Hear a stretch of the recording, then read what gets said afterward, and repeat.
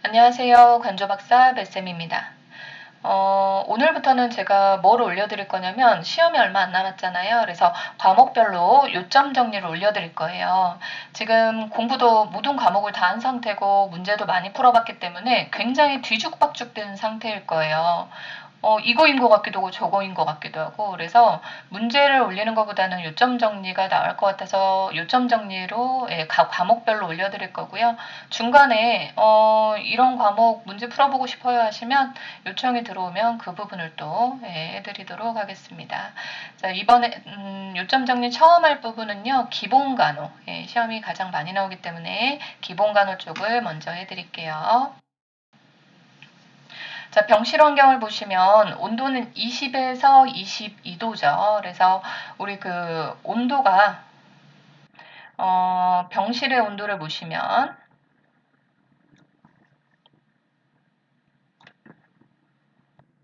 자, 일반 병실은 20에서 22도고 밤에 사용할 때는 이불을 사용하기 때문에 온도가 더 낮죠. 그래서 18도여야 되고요.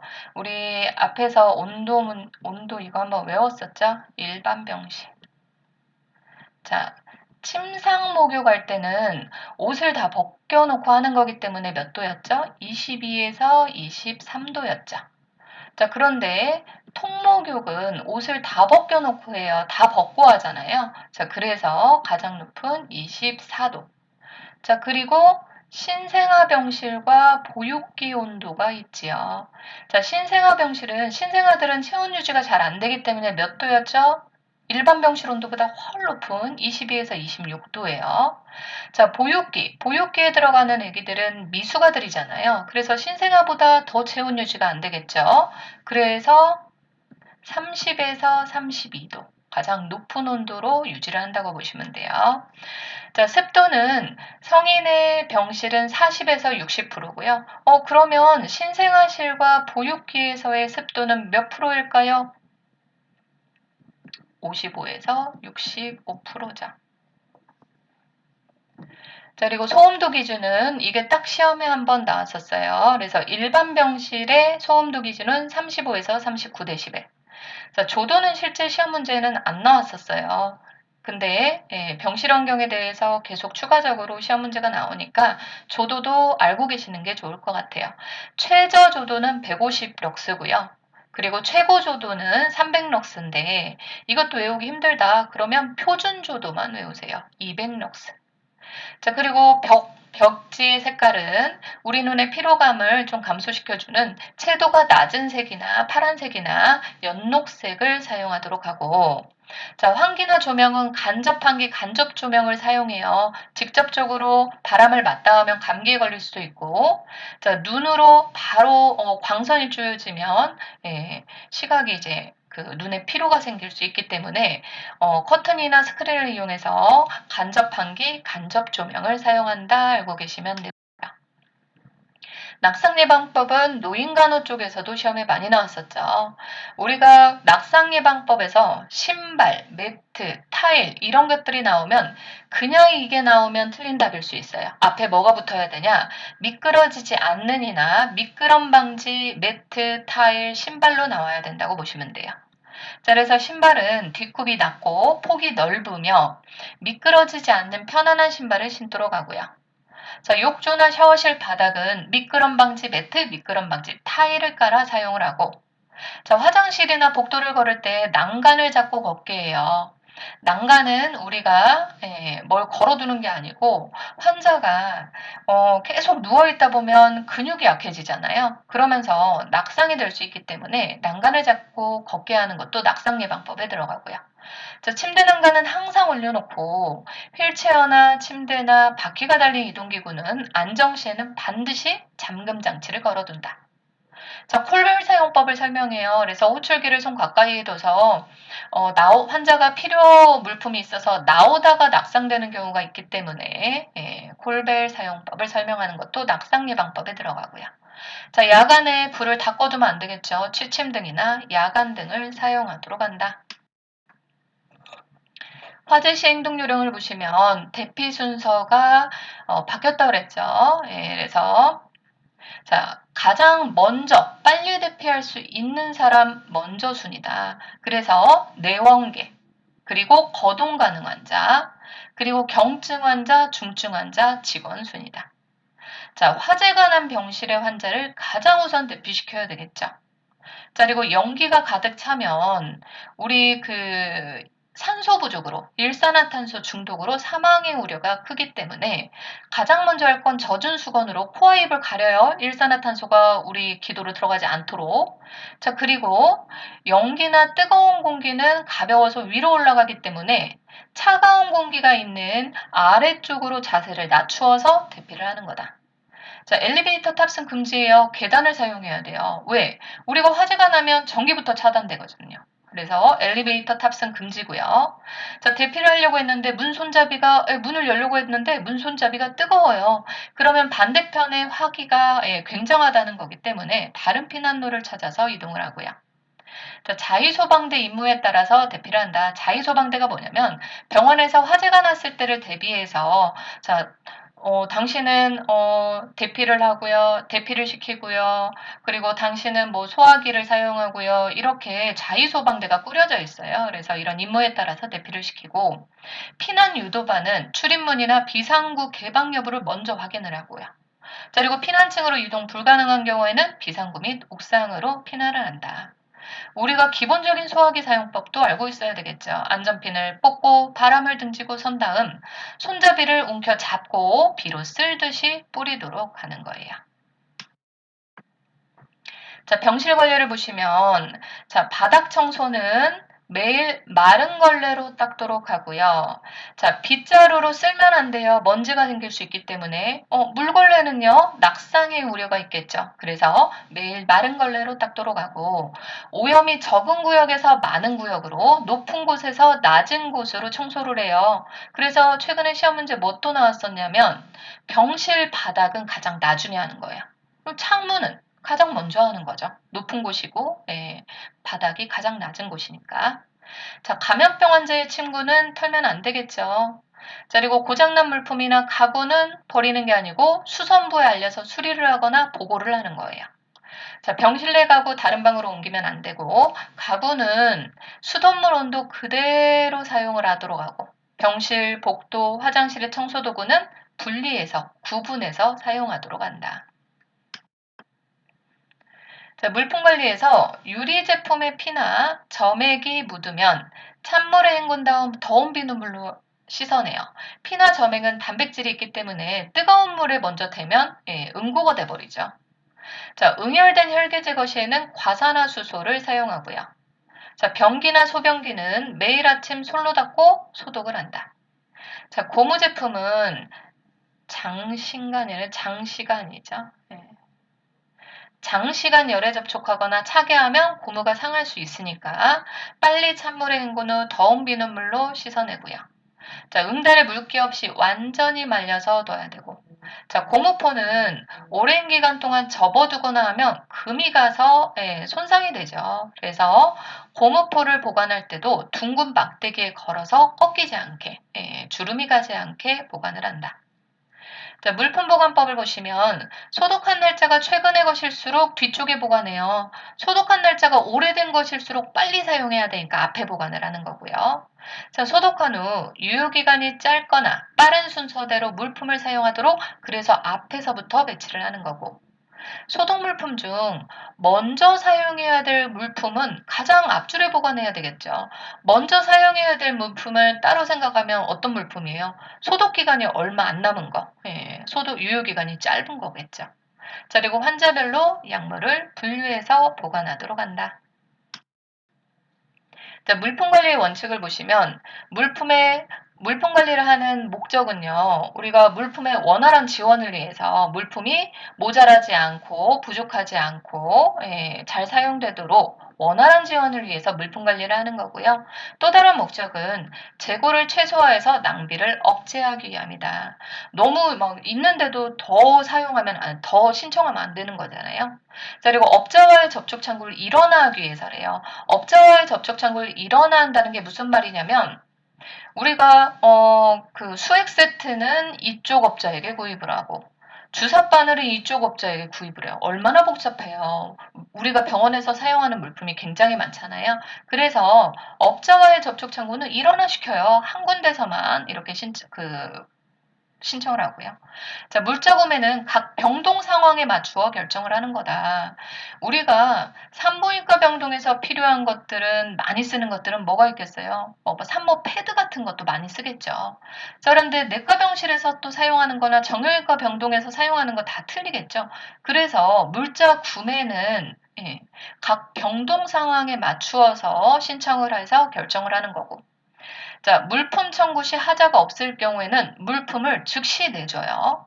자, 그리고 효과적인 물품 관리 계획을 수립해서 정기적인 재고 조사를 실시해요. 그래서 각 병동마다 시트나 이런 것들은 몇 개가 있고, 그리고 뭐 약품은 뭐 몇 개가 남았고, 이런 것들을 한 달에 한 번씩 재고 조사한다고 보시면 돼요. 그리고 물품 보관 장소 변경하면 안 되겠죠. 누구나 타러 갈 수 있도록. 자, 그리고 물품이 분실됐거나 훼손됐거나 반납을 해야 되거나 취득을 했거나 폐기의 사유가 발생을 하면 우리 마음대로 버리면 안 돼요. 담당자에게 보고하거나 간호사에게 보고를 하는 거죠. 자, 그리고 부서 책임자는 모든 직원에게 물품 사용에 대한 훈련과 지도를 시행해야 된다. 왜? 이런 물품 관리는 책임자만 하는 게 아니고, 우리 다 이런 것들을 사용해야 되기 때문에, 이런 것들을 훈련과 지도를 해야 되겠죠. 자, 입퇴원 간호를 보시면, 자, 이번 간호에서 가장 우선적으로 환자 병실을 준비해 두는 거다. 시트를 깔아가지고 환자를 맞이할 준비를 해야 되겠죠. 자, 그리고 환자가 오면 입원 생활 안내를 해요. 병동의 뭐 구조나 물품 사용법 등을 설명을 하고요. 자, 귀중품은 집으로 보내거나 가족이 책임지도록 한다. 우리가 맡아준다 절대 아니죠. 자, 환자의 입원을 담당 간호사에게 얘기하고요. 자, 만약에 감염병 환자가 입원을 했다. 자, 그러면 감염병 환자가 가지고 있던 물품은 고압증기 멸균 소독 후 봉투에 넣어서 보관했다가 퇴원 시에 내주는 거예요. 자, 전동 환자 간호를 보시면 전동은 뭐예요? 병동이 이동되는 거를 전동이라고 하죠. 그래서 의사의 처방 확인 후, 전동도요, 우리 마음대로 그냥 옮겨주는 게 아니라 의사 처방이 있어야 돼요. 만약에 이 환자가 5층에 입원한 환자인데 산부인과 입원했다. 근데 10층의 내과 병동으로 전동을 해야 된다. 자, 그러면 의사가 5층 내과에서 5층 산부인과에서 10층 내과로 전동시켜 주세요. 이런 처방이 나요. 그래서 의사의 처방 확인 후 환자와 각 과에 전동을 알리고 설명을 하고요. 자, 전동할 병동의 책임 간호사에게 환자에 대해서 인계를 줘야 되겠죠. 자, 그리고 환자 물품, 남은 약, 의무 기록지 다 해당 병동으로 보내는 거다. 자, 퇴원 간호는요. 퇴원 후 외래 방문 일자와 장소를 꼭 설명해줘요. 외래 방문 일자가 뭐겠어요? 만약에 이 환자가 내과 환자면 내과 외래가 어디에 있는지 몇 월 며칠에 방문을 해야 되는지 이런 것들을 설명해 주는 거고요. 자, 퇴원 교육을 해야 되겠죠. 운동은 어떻게 해야 되고, 자, 약의 투약법이나 집에 가서 활동 수준, 뭐 안정을 해야 되는지 움직여도 되는지, 그리고 식이요법, 그리고 특별한 이상 증상 등이 있을 때 병원에 내원해야 될 증상 이런 것들을 설명해야 되는 거고요. 자, 퇴원도요. 의사의 처방이 필요해요. 그래서 만약에 의사가 퇴원 처방을 안 넣는데도 환자가 막 우겨가지고 자의 퇴원을 하기로 해요. 한다고 해요. 그러면 우리는 동의서가 받아져 있는지 확인을 하는 거예요. 만약에 환자가 이렇게 자의로 퇴원한다고 하면 퇴원한다는 동의서가 따로 있는데 이거를 받는 거는 의사 일이에요. 왜냐하면 환자가 그냥 퇴원을 하면 위험성이나 이런 것들을 설명해야 되기 때문에 동의서를 받는 건 의사인데 이 동의서가 차트에 끼워져 있나 아니면 의무기록지에 들어가 있나 확인을 하는 건 우리 일인 거예요. 그래서 확인을 하도록 한다. 자, 간호기록의 요건을 보시면 정확해야 되고 사실만 기록하고 객관적인 것만 기록해요. 주관적인 거 내가 뭔가를 추측해서 기록하면 안 되는 거다. 자, 그리고 간단 명료하게 하고요. 그래서 기록을 할 때 기록은 환자 자체의 것이기 때문에 환자라는 말도 잘 안 들어가고요. 그리고 판독 가능해야 돼요. 누구나 알아볼 수 있어야 되고, 그래서 약어를 사용할 때도 무조건 영어를 줄여서 사용한다고 약어가 되는 게 아니라고 했죠. 약어는 전 세계 만국 공통어예요. 예. 그리고 그래서 공식적인 약어만 사용하고, 자, 신속성은 뭘 말하냐? 우리가 환자한테 약을 줬어요. 바로 기록하는 거고요. 환자 처치했어요. 기록하는 거. 이런 신속성이 있어야 되고 비밀 보장이 되어야 되겠죠. 자, 이런 기록을 하는 목적이 뭐냐? 환자에게 지속적인 치료를 제공해 주기 위해서. 내가 쉬다가 한 3일 반에 들어갔는데 환자가 산소호흡기를 달고 있어요. 자, 그러면 그 전에 기록을 읽어봐서 이 환자에게 지속적인 치료를 제공해 주기 위한 목적이기도 하고요. 자, 임상 교육 자료로도 활용이 되고 연구나 통계 자료, 그리고 무슨 문제가 발생을 했을 때 법적인 증거 자료로도 이용될 수 있고요. 그리고 가장 중요한 건 건강요원들 간의 의사소통 수단이 되기도 해요. 이 환자가 열이 났었대요. 그러면 이 열이 언제 났었고 어떤 처치가 들어갔는지 누구나 다 알아볼 수 있게 기록을 남기는 거죠. 자, 기록의 방법에는 정보 중심 기록과 문제 중심 기록이 있다. 정보 중심 기록은 각 과별로 양식에 따라서 기록을 하는 거고, 문제 중심 기록은 환자에게 문제가 발생을 했을 때 이런 문제가 왜 발생했고, 그러면 이 환자에게 어떤 것들을 간호를 할 건지 기록을 하는 거. 이런 것들이 문제 중심 기록이다. 자, 정보 중심 기록은 그래서 각 부서별로 기록 양식이 정해져 있어요. 의사는 의사 기록지, 간호사나 간호조무사는 간호사 기록지, 물리치료사는 물리치료사 기록지. 이런 각 부서별로 기록 양식이 정해져 있고, 시간의 경과에 따라 정보를 기록해요. 이게 무슨 말이냐? 자, 오늘 거가 가장 최근인 기록인 거예요. 그래서 과거 기록부터 최근 기록이 가장 위로 올라와 있는 거죠. 자, 장점은 관련 자료를 쉽게 찾을 수 있어요. 내가 이 환자가 어떤 물리치료를 받고 있는지 보고 싶으면 물리치료사 기록지를 찾아보면 되는 거예요. 자, 그리고 각 부서별로 기록 양식이 정해져 있기 때문에 기록하기가 굉장히 쉽고요. 자, 단점은 각 과별로 자료가 분리되어 있고 기록을 연대 순으로 추적하기 어려워요. 왜냐하면 시간의 경과에 따라 정보를 기록하다 보니까 이 환자가 언제 열이 났었대요. 그럼 언제 열이 났지 하면서 일일이 그 기록을 다 뒤져봐야 되는 거죠. 자, 문제 중심 기록은 SOAP 양식이라고 해요. 자, SOAP에서 S는 주관적인 자료. 그래서 환자가 말한 증상이 되고요. 그래서 이렇게 따옴표로 어지러워요, 호흡하기가 힘들어요. 그대로 기록하는 거예요.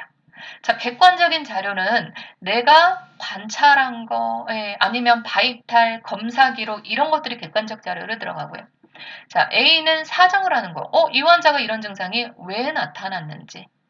자, 그리고 P는 플랜, 계획을 의미하는 거죠. 이 환자가 호흡곤란이 있어서 반자기를 취해주고 의사의 처방에 따라 산소를 공급해주고 뭐 이런 것들이 계획에 들어가겠죠. 자, 그래서 환자가 현재 가지고 있는 문제를 중심으로 자료를 수집하고 사정해서 계획을 세워 기록하는 거다.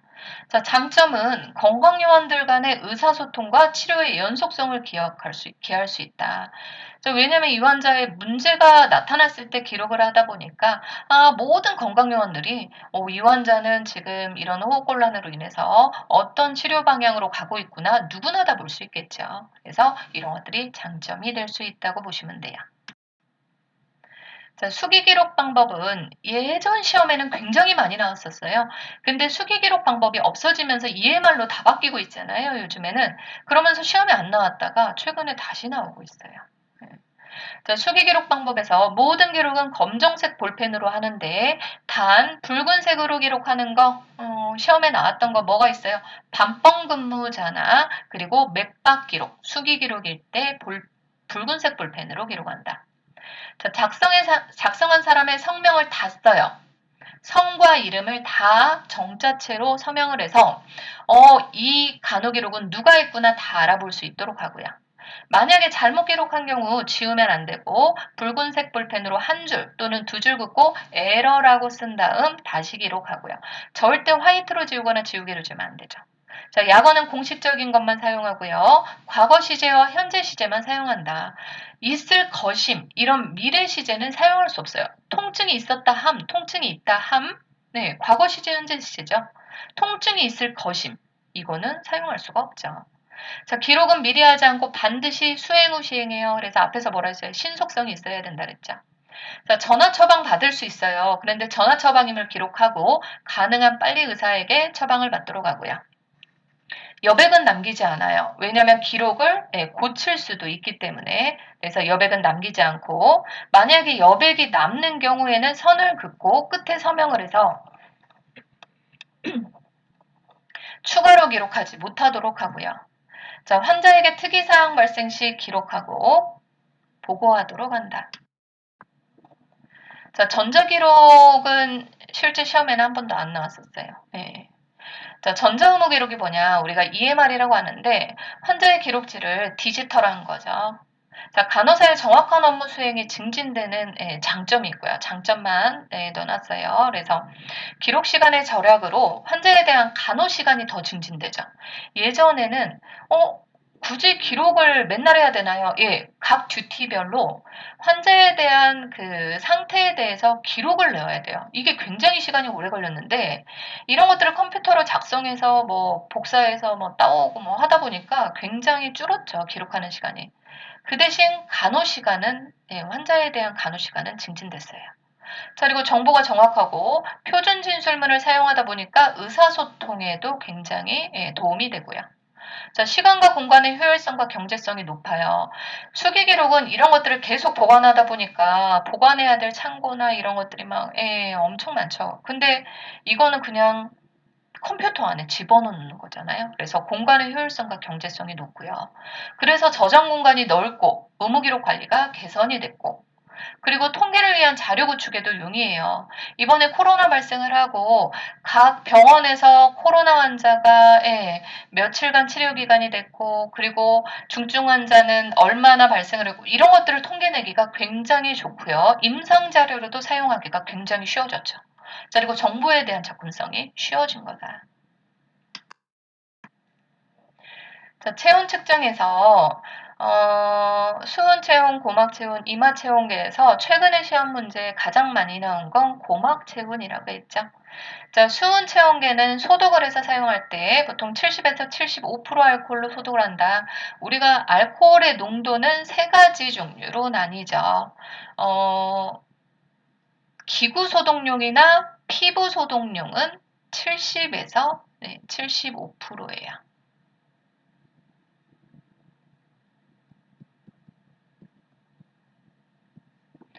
자, 그리고 열을 떨어뜨리기 위한 알코올 마사지는 30에서 50%죠.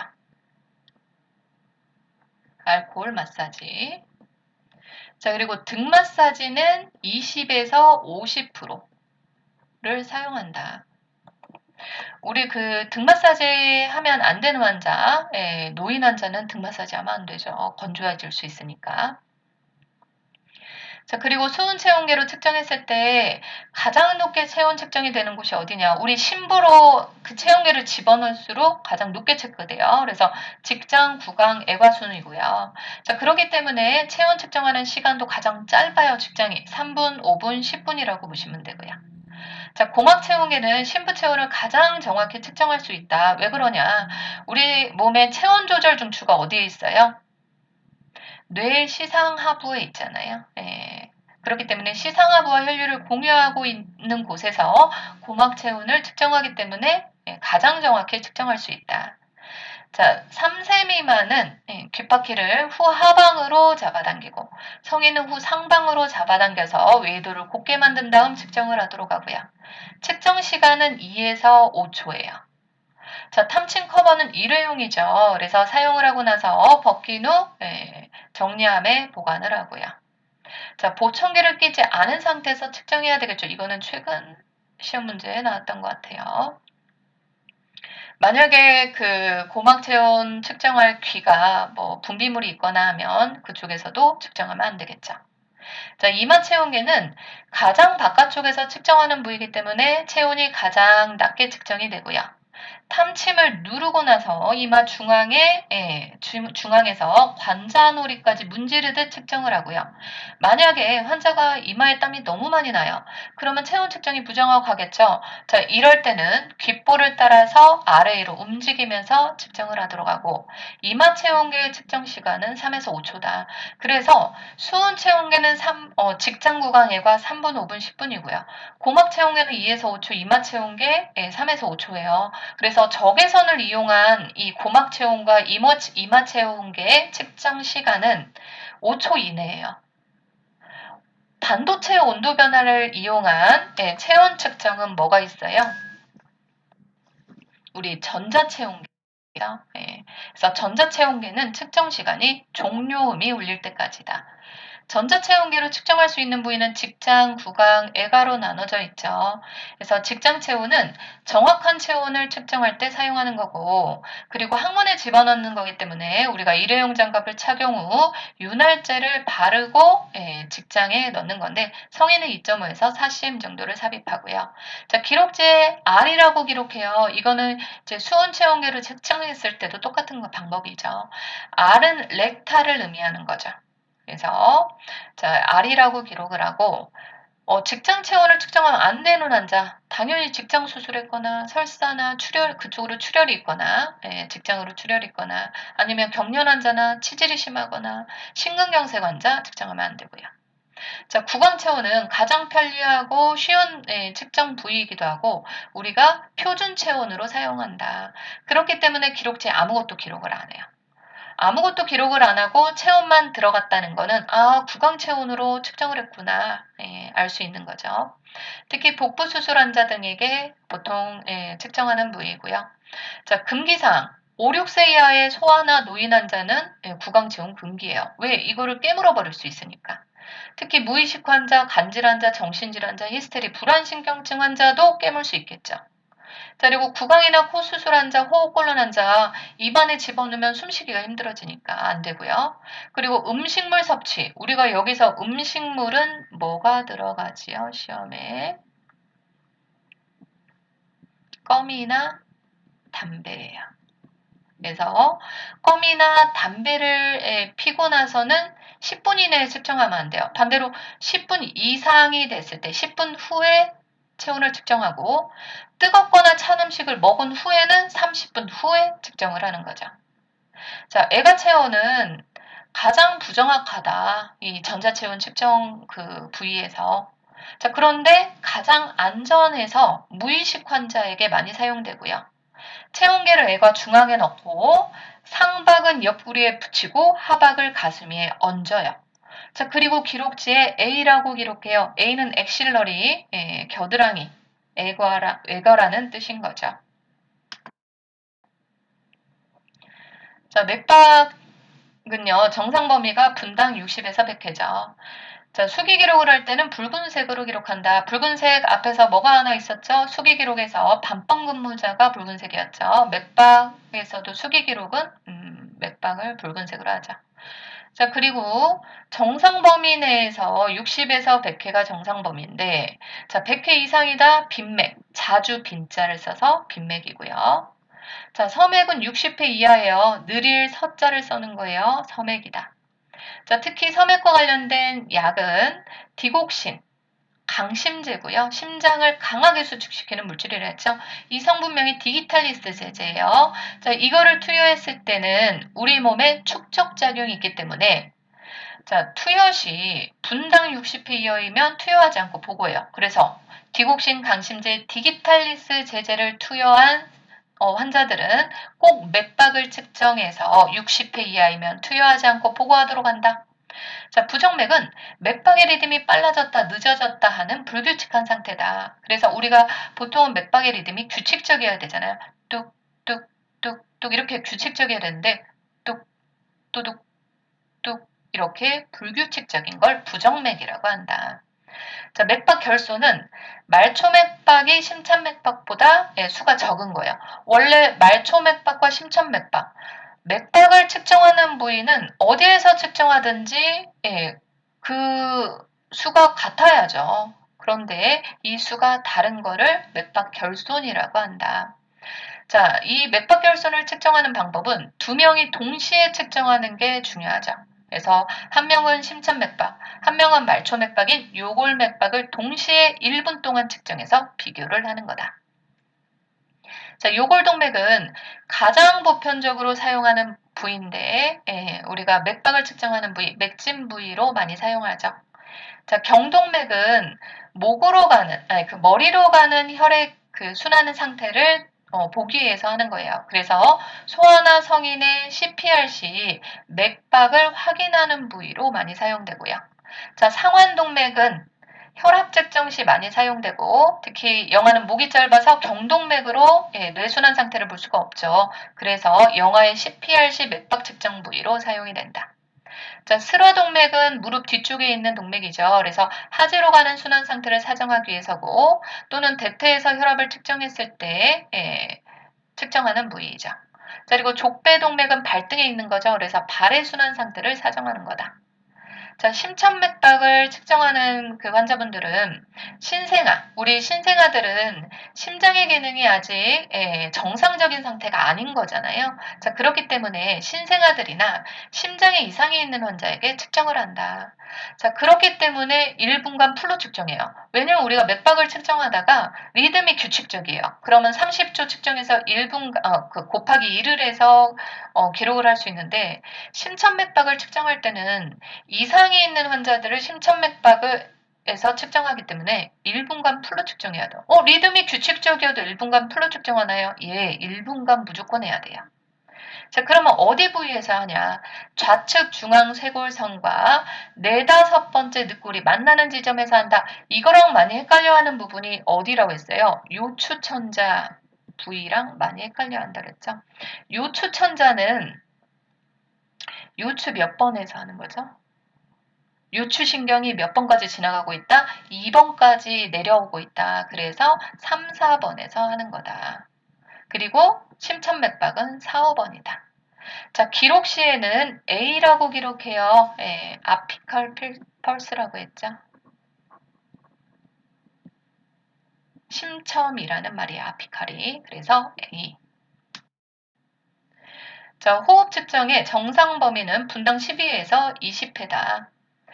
자, 우리가 정상적으로 안정시 호흡할 때 사용하는 근육이 뭐냐? 가슴과 배를 나누는 횡격막과 늑골에 붙어있는 늑강근이다. 자, 측정 방법은 환자가 인식하지 않도록 측정해요. 모든 바이탈은 자율신경계에 의해서 자율적으로 운동을 하지만 우리가 호흡은 의식적으로도 조절이 가능하죠. 그래서 환자가 의식하지 않도록 측정하는 게 중요하다. 그래서 맥박 측정한 후 손목을 그대로 잡은 채로 호흡을 측정하는 거예요. 맥박을 계속 측정하고 있는 것처럼 보이기 위한 거죠. 자, 흡기와 호기를 합쳐 1회 호흡이에요. 우리가 숨을 들이쉬는 게 흡기, 내뱉는 게 호기죠. 그래서 흡기, 호기를 합쳐 1회 호흡으로 측정을 하고 자, 리듬이 규칙적이면 맥박과 똑같이 30초 측정한 후 1을 곱하는 거다. 자, 우리가 혈액 내에 이산화탄소가 증가해요. 운동을 막 하게 되고 많이 움직이다 보면 각 조직에서 산소를 소비하고 이산화탄소가 많아지겠죠. 그러면 우리가 산소를 어디서 얻어와요? 호흡을 통해서 산소를 얻고 이산화탄소를 내뱉는 거잖아요. 그래서 호흡수가 증가를 하는 거다. 맥박수도 증가를 하겠죠. 자, 이상호흡을 보시면 소호흡은 느릴서 12의 이하를 말하는 거고요. 이거와 관련된 약물은 몰핀 데메롤이다. 몰핀 데메롤은 호흡 충추가 어디 있죠? 연수 숨내죠. 이 연수 숨내를 억제해요. 자, 그래서 호흡수가 느려질 수 있기 때문에 몰핀 데메르를 투여하는 환자는 꼭 호흡수를 측정해서 만약에 12회 이하일 때는 투여하지 않고 보고하도록 한다. 자, 빈호흡은 자주 빈자를 써서 20회 이상을 말하는 거고요. 과호흡은 운동이나 출혈, 호흡기 질환은 빈혈 시 발생할 수 있는 건데 호흡의 수와 깊이가 증가를 하는 거다. 자, 호흡곤란도 호흡의 수가 증가하는 건데 호흡하기 힘든 상태를 말하는 거고요. 우리가 호흡할 때 사용하는 근육은 횡격막과 늑강근이라고 했죠. 그런데 호흡곤란은 부속근을 사용한다고 많이 나와요. 보조근, 부속근이라고도 하죠. 막 호흡할 때 힘든 상태. 이렇게 숨을 쉬다 보니까 가슴과 어깨, 목 근육 이런 부속근까지 다 사용하는 거예요. 호흡곤란의 증상으로는 뭐 청색증이 나타나고 차고 축축한 피부, 활동량이 저하되고 과도하고 빠른 호흡이 나타날 수 있다. 체인스톡 호흡은 임종시 호흡이죠. 그래서 무호흡과 과도호흡이 교대로 일어나는 것. 쿠스마흐로 호흡은 케톤성 당뇨병 혼수 시 나타나는 거다. 당뇨 환자가 케톤체가 몸에 쌓여서 대사성 산증에 의해서 혼수 상태까지 가서 사망에까지 이를 수 있는 굉장히 위험한 증상인 거죠. 의사에게 보고해야 될 상황이에요. 자, 특징이 호흡 시 과일 냄새가 나는 게 특징인데 아세톤 냄새가 난다 그랬죠. 자, 그리고 호흡이 깊고 호흡수가 증가하는 게 특징이다. 자, 혈압의 정상 범위는 120에서 80이죠. 근데 정상 범위가 120에서 80만 긴 게 아니죠. 그래서 우리나라의 기준은 고혈압은 140에서 90 이상을 보고 있고요. 저혈압은 90에서 60 이하를 보고 있는 거다. 이 외에는 정상 범위에 들어가는 거죠. 자, 수축기 혈압은 좌심실이 수축할 때 혈관벽에 생기는 압력을 말하는 거고요. 이완기 혈압은 우심방이 혈액을 받아들이면서 이완할 때 혈관벽에 생기는 가장 낮은 압력을 말하는 거다. 자, 맥압은 수축기 혈압과 이완기 혈압의 차이를 말하는 건데 정상범위 120에서 80이죠. 그래서 보통 맥압의 차이는 40 정도 체크될 수 있다. 자, 혈압의 측정 부위는 보통 상박에서 측정할 때는 상완동맥이고요. 이 다리 쪽에서 측정할 때는 스라동맥, 대퇴 부위에서 잴 때는 스라동맥이죠. 자, 측정 방법은 상완동맥에서 이제 상박에서 측정할 때 손바닥이 위로 향하게 팔을 뻗어서 상완동맥이 노출되도록 하고요. 자, 그리고 커프는 팔꿈치에서 2에서 5cm 위에 2에서 5cm는 우리가 손가락 두 개를 겹쳐 보세요. 손가락 두 개를 겹쳐서 팔꿈치 이렇게 팔이 접혀지는 부위 위에다가 이 두 개의 손가락을 대잖아요. 그게 2에서 5cm예요. 자, 그리고 손가락 하나가 들어갈 정도로 커프를 감아요. 근데 우리가 이렇게 손가락 한 개가 들어갈 정도로 커프를 감아요. 그러면 느슨하게 감아버리는데 아니에요. 그냥 꽉 감는다고 생각하면 우리가 그렇게 꽉 감더라도 손가락 한 개 정도가 들어갈 커프에 커프로 감겨져요. 자, 그리고 상완동맥에서 맥박이 촉지되지 않는 지점에서 20에서 30을 더 올려요. 우리가 맥박이 촉지되지 않는 지점은 수축기 혈압인 거예요. 그 부분이. 그렇기 때문에 20에서 30을 더 올리고 자, 조절기를 열어서 이게 바뀌었어요. 예전에는 1초에 2에서 4mm HG씩 떨어뜨리라고 했어요. 2mm HG씩은요, 한 눈금씩 떨어뜨려서 천천히 보라는 거예요. 예전에 2에서 4씩 빨리 떨어뜨리다 보니까 순간적으로 내가 그 눈금을 못 봤어요. 그래서 2식으로 바뀌었어요. 그래서 이게 바뀐 내용이에요. 3년 전에, 2년 전에 바뀐 것 같아요. 이것도 바뀌었고요. 자, 그래서 조절기를 열어서 1초에 한 눈금, 2씩 떨어뜨려서 바늘 눈금을 보고 주의사항은 가장 중요한 게 대상자의 팔과 심장을 같은 높이에 두는 거다. 틀린 보기로 심장과 뭐 혈압계를 같은 높이에 둔다. 이런 식으로 틀린 보기로 많이 나왔죠. 자, 그리고 같은 부위에서 반복 측정할 때는 예전에는 1분이었어요. 근데 2분에서 5분으로 바뀌었어요. 2분에서 5분 후에 측정을 하도록 한다.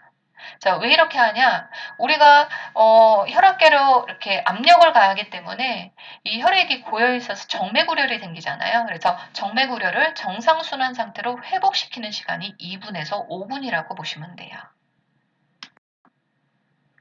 자, 혈압 측정 시 나타날 수 있는 오류를 보시면요. 이걸 많이 헷갈려 하시는데 그냥 이것만 보시고 나머지는 다 높게 측정되는 거예요. 자, 보시면 커프의 크기가 너무 넓어요. 그러면 압력이 들어가질 않으니까 낮게 측정돼요. 자, 그리고 팔의 높이가 심장보다 높은 경우에도 낮게 측정돼요. 그리고 커프의 공기를 지나치게 빨리 뺀 경우와 반복 측정을 하는데 충분히 2분에서 5분간 휴식하지 않은 경우에는 완전 반대 증상이에요. 그래서 커프의 공기를 지나치게 빨리 뺄 경우에는 수축기 혈압은 낮고 이완기 혈압은 높은 거죠. 내가 순간적으로 이걸 보지를 못하니까 낮게 측정되고 소리가 갑자기 들리니까 나도 모르게 잠가버려요. 그래서 이완기 혈압은 높게 측정되는 거다. 반복 측정했을 때 충분히 휴식하지 않은 경우에는 혈액이 우려를 돼 있는 상태이기 때문에 수축기혈압은 높고 이완기혈압은 더 낮게 측정이 되는 거다. 완전 반대 증상인 거죠. 나머지는 다 높게 측정되는 거예요. 그래서 커프의 크기가 너무 좁다, 팔의 높이가 심장보다 낮다. 자, 그리고 혈압 측정 전에 충분히 안정이 안 됐다. 커프를 느슨하게 감은 경우 식사 직후나 흡연 직후에는 혈관이 수축돼 있으니까 높게 측정이 되는 거다. 자, 커프의 크기는 팔의 경우 커프의 넓이가 상박을 3분의 2 정도 감싸고 있어야 되고요. 폭은 12에서 14cm 정도다. 자, 측정 부위 사지의 직경보다 20% 정도 더 커야 된다. 그거 충분히 감겨야 되니까. 자동혈압 측정기의 장점을 보시면요. 우리가 보통 이제 일반적으로 실습하셨을 때 자동혈압계를 사용을 하셨잖아요. 여기에서 나오는 장점은 우리 모니터링 자동혈압계의 장점을 더 많이 얘기하고 있는 것 같아요. 그래서 중환자나 불안정한 환자 등의 모니터링이 필요한 경우에 사용을 하고 자동혈압계는 굉장히 사용하기 편리하죠. 온오프만 누르면 되잖아요. 그리고 청진기 필요 없죠. 그리고 특히 모니터링의 경우에는 필요시 15분마다 세팅을 해놓고 기록이 되게 돼 있어요.